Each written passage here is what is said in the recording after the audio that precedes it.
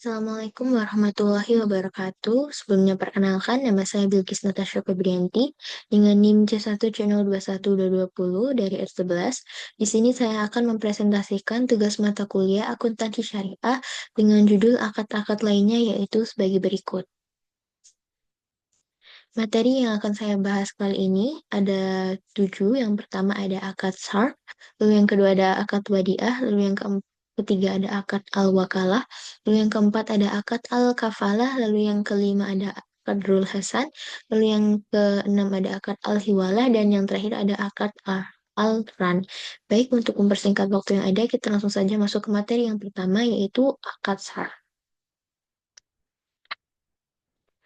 Pengertian dari akad SARF, menurut Hayati pada tahun 2015, SARF secara bahasa diartikan sebagai penambahan, penukaran, penghindaran, atau transaksi jual-beli. SARF adalah transaksi jual-beli suatu valuta lainnya. Transaksi jual-beli atau pertukaran mata uang dapat dilakukan baik dengan mata uang yang sejenis, atau misalnya rupiah dengan rupiah, maupun yang tidak sejenis.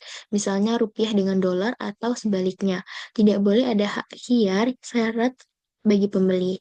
Sumber hukum dari akad ini yaitu dari hadis riwayat Muslim, Rasulullah Shallallahu Alaihi Wasallam melarang menjual perak dengan emas secara piutang atau tidak tunai. Baik, materi selanjutnya ada akad wadiah. Pengertian dari akad wadiah, wadiah merupakan simpanan atau deposit barang atau dana kepada pihak lain yang bukan pemiliknya untuk tujuan keamanan. Wadiah adalah akad penitipan dari pihak yang mempunyai uang atau barang kepada pihak yang menerima titipan dengan catatan kapanpun titipan diambil, pihak penerima titipan wajib menyerahkan kembali uang atau barang titipan tersebut sehingga pihak yang dititipi menjadi penjamin pengembalian barang titipan. Jenis akad wadiah sendiri terbagi menjadi dua, yaitu ada wadiah amanah, lalu yang kedua ada wadiah yad damanah. Sumber hukum untuk akad wadiah itu berasal dari Al-Quran, tepatnya surat An-Nisa ayat 58, yaitu sesungguhnya Allah menyuruh kamu menyampaikan amanat kepada yang berhak menerimanya. Baik, materi yang selanjutnya ada akad al-wakalah. Pengertian dari akad al-wakalah, al-wakalah, al-wikalah, atau tauhid berarti penyerahan, pendelegasian, atau pemberian mandat.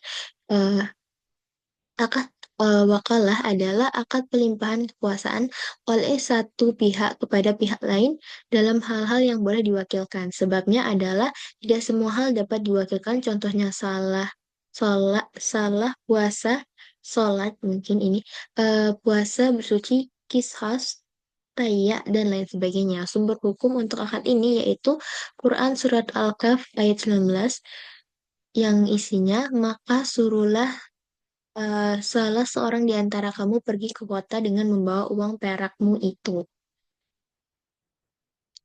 Baik, yang selanjutnya ada akad al-kafalah. Pengertian dari akad al-kafalah, menurut Sayyid Sabiq pada tahun 2008 menyebutkan bahwa kafalah disebut juga daman atau jaminan, hamalah atau beban, dan zamaah atau tanggungan. Akad kafalah yaitu perjanjian pemberian jaminan yang diberikan oleh penanggung atau kafil kepada pihak ketiga atau makful lahu untuk memenuhi kewajiban pihak kedua atau pihak yang ditanggung atau makful anhu atau asil. Sumber hukum dari akad ini yaitu Quran Surat Al-Imran ayat 37 yang artinya, dan dia atau Allah Subhanahu wa taala menjadikan Zakaria sebagai penjaminnya atau Maryam. Baik, yang materi yang selanjutnya ada Kadrul Hasan. Pengertian dari Kadrul Hasan merupakan pinjaman tanpa dikenakan biaya atau hanya wajib membayar sebesar pokok utangnya. Pinjaman uang seperti inilah yang sesuai dengan ketentuan syariah atau tidak ada riba. Karena kalau meminjamkan uang, maka ia tidak boleh meminta pengembalian yang lebih besar dari pinjaman yang diberikan. Namun, si peminjam boleh saja atas kehendaknya sendiri memberikan kelebihan atas pokok pinjamannya sebagai hadiah dan tidak boleh dicantumkan dalam perjanjian dan juga tidak boleh berulang. Sumber hukum dari akad ini yaitu adalah Quran Surat Al-Baqarah ayat 280 yang artinya, dan jika ia atau orang yang berhutang itu dalam kesulitan, berilah tangguh sampai ia berkelapangan dan menyedekahkan atau sebagian atau semua utang itu lebih baik bagimu jika kamu mengetahui.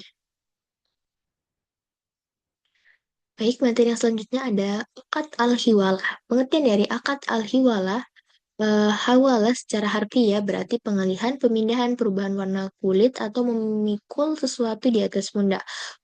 Objek yang dialihkan dapat berupa utang atau piutang. Jika yang dialihkan utang, maka akad hawala merupakan akad pengalihan utang dari satu pihak yang berutang kepada pihak lain yang wajib menanggung atau membayar utangnya. Sumber hukum dari akad ini adalah hadis riwayat Bukhari Muslim yang berisi, menunda pembayaran bagi orang yang mampu adalah kezaliman, dan jika salah seorang kamu dialihkan atau dihiwalahkan kepada orang yang kaya yang mampu, maka turutlah menerima pengalihan tersebut. Baik, materi yang terakhir yaitu ada akad all-run. Pengertian dari akad all-run, run secara harfiah berarti tetap, kekal, dan jaminan. Secara istilah, run adalah apa yang disebut dengan barang jaminan, anggunan, cagar, atau tangguhan. Run yaitu menahan barang sebagai jaminan atas utang. Akad run juga diartikan sebagai sebuah perjanjian pinjaman dengan jaminan atau dengan melakukan penahanan harta milik si peminjam sebagai jaminan atas pinjaman yang diterimanya. Sumber hukum akad ini adalah Quran Surat Al-Baqarah ayat 283, yaitu jika kamu dalam perjalanan dan bermuamalah tidak secara tunai, sedang kamu tidak memperoleh seorang penulis, maka hendaklah ada barang tangguhan yang dipegang oleh yang berpiutang. Baik, itu saja yang bisa saya sampaikan. Apabila ada kesalahan, saya mohon maaf. Wassalamualaikum warahmatullahi wabarakatuh.